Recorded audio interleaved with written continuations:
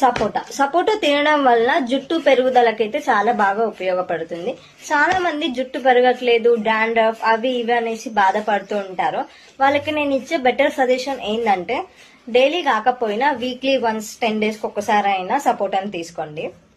And ఇది వృద్ధాప్యంలో ఉన్న ఓల్డ్ ఏజ్ పీపుల్స్ కైనా సరే, నార్మల్ ఉన్న పీపుల్స్ కైనా సరే కంటి సమస్యకి సపోటా అనేది చాలా బాగా పనిచేస్తుంది.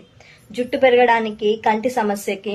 అండ్ చాలా మంది పిల్లలు అనేది వీక్నెస్ అయిపోతూ ఉంటారు. వాళ్ళ ఊరికే బోన్స్ లాగడం, గుంజడం అలాంటివి జరుగుతుంది.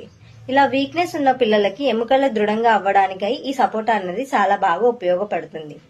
అండ్ ఇది ఫ్యూచర్ లో వచ్చే క్యాన్సర్ అటువంటి వాటిని రాకుండా నిరోధిస్తుంది. మన ఇంటి పక్కలో చాలా అరుదుగా దొరుకుతుంది. కాకపోతే తెచ్చుకొని తినడానికి ప్రయత్నించండి.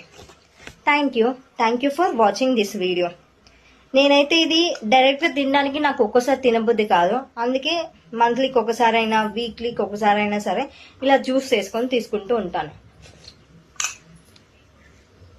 సూపర్, చాలా బాగుంది. Thank you for watching this video. Super, చాలా బాగుంది, చాలా బాగుంటుంది. థ్యాంక్ యూ అండి ఈ వీడియో చూసినందుకు. మీకు కనుక ఇన్ఫర్మేషన్ నచ్చినట్లయి, యూస్ఫుల్ అనిపిస్తే వీడియోకి ఒక లైక్ వేసుకోండి. Thank you.